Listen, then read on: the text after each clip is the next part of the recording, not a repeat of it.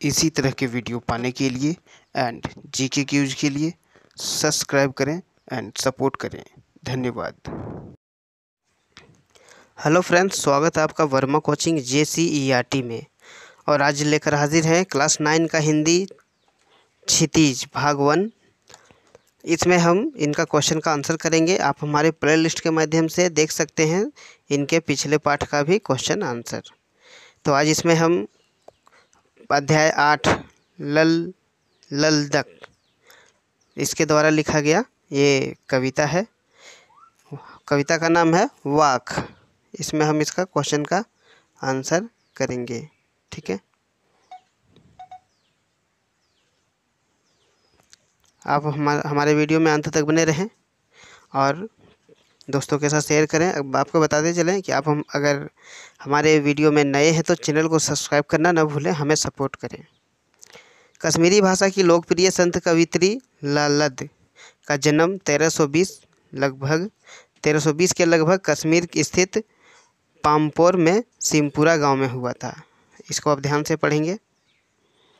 इसका क्वेश्चन है पहला कि रस्सी यहाँ पर किसके लिए प्रयुक्त हुआ है और वह कैसी है।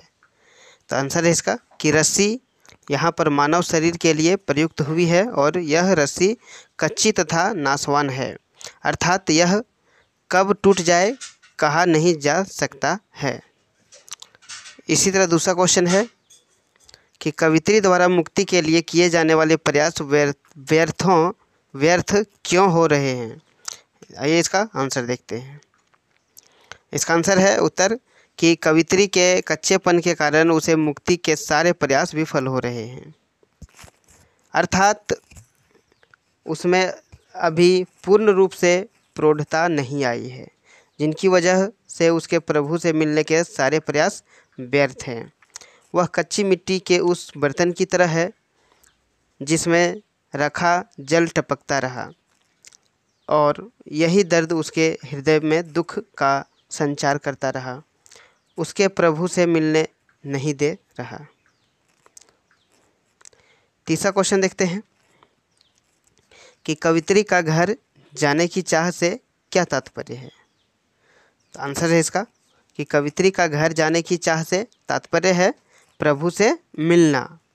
कवित्री इस भवसागर को पार करके अपने परमात्मा की शरण में जाना चाहती है। क्लियर है। चौथा नंबर है भाव स्पष्ट कीजिए। क नंबर है जब टटोली कोड़ी न पाई, इसका मतलब क्या हुआ। तो इसका भावार्थ है कवित्री कहती है कि इस संसार में आकर वह सांसारिकता में उलझकर रह गई और जब अंत समय आया तो जेब टटोली तो कुछ भी हासिल न हुआ। अब उसे चिंता सता रही है कि भव सागर पार करने वाले माझी अर्थात ईश्वर को उत्तराई के रूप में क्या देगी। दूसरा है खा खाकर कुछ पाएगा नहीं, न खाकर बनेगा अहंकारी। इसका भावार्थ है कि प्रस्तुत पंक्तियों में कवित्री मनुष्य को ईश्वर प्राप्ति के लिए मध्यम मार्ग अपनाने को कह रही है। कवित्री कहती है कि मनुष्य का भोग विलास में पड़कर कुछ भी प्राप्त होने वाला नहीं है। मनुष्य जब सांसारिक भोगों को पूरी तरह से त्याग देता है तब उसके मन में अहंकार की भावना पैदा हो जाती है। अतः भोग त्याग सुख दुख के मध्य का मार्ग अपनाने की बात यहाँ पर कवित्री कर रही है। क्लियर है। पांचवा नंबर देखते हैं कि बंद द्वार की साकल खोलने के लिए लल्लद ने क्या उपाय सुझाया।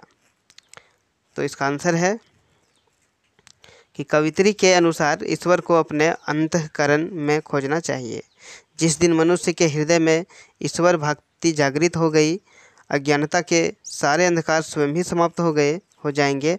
जो दिमाग में इन सांसारिक भोगों को भोगने का आदी हो गया है और इसी कारण उसने ईश्वर से खुद को विमुख कर लिया है। प्रभु को अपने हृदय में पाकर स्वतः ही ये सकल यानी जंजीरें खुल जाएगी और प्रभु के लिए द्वार के सारे रास्ते मिल जाएंगे। इसीलिए सच्चे मन से प्रभु की साधना करो। अपने अंतःकरण से बाह्य इंद्रियों पर विजय प्राप्त कर हृदय में प्रभु की जाप करो, सुख व दुख को समान भावों से भोगो, यही उपाय कवित्री ने सुझाए। क्लियर है। छठा नंबर देखते हैं कि ईश्वर प्राप्ति के लिए बहुत से साधक हठ योग जैसे कठिन साधना भी करते हैं, लेकिन उससे भी लक्ष्य प्राप्ति नहीं होती। यह भाव किन पंक्तियों में व्यक्त हुआ है? आइए देखते हैं इसका उत्तर। आई राह रह से, आई सीधी राह से, गई न सीधी राह, सुसम सेतु पर खड़ी थी, बीत गया दिन आह, जेब टटोली कोड़ी न पाई, मांझी को दूं क्या उतराई। यही पंक्ति में बताया गया है। सातवां है कि ज्ञानी से कवित्री का क्या अभिप्राय है? तो आइए देखते हैं इसका आंसर कि यहाँ कवित्री ने ज्ञानी से अभिप्राय उन ज्ञान को लिया जो आत्मा व परमात्मा से संबंध को जान सके, न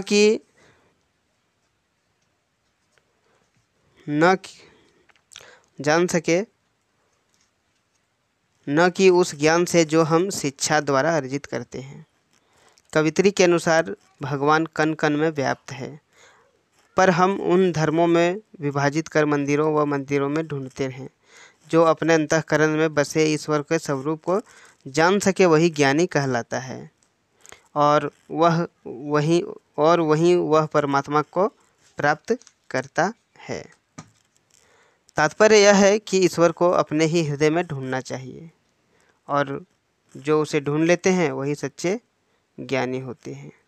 आशा करता हूँ कि हमारे द्वारा दिया गया जानकारी आपको उपयुक्त हुआ होगा। आप हमारे चैनल पर नए हैं तो चैनल को सब्सक्राइब करना ना भूलें, हमें सपोर्ट करें। आप हमारे चैनल में विजिट करके पोस्ट में जाके वहाँ पर आप उसके जीके का क्वेश्चन का आंसर दे सकते हैं। फिर मिलते हैं अगले वीडियो में अगले चैप्टर के साथ। तब तक के लिए वीडियो में अंत तक बने रहने के लिए आपका धन्यवाद।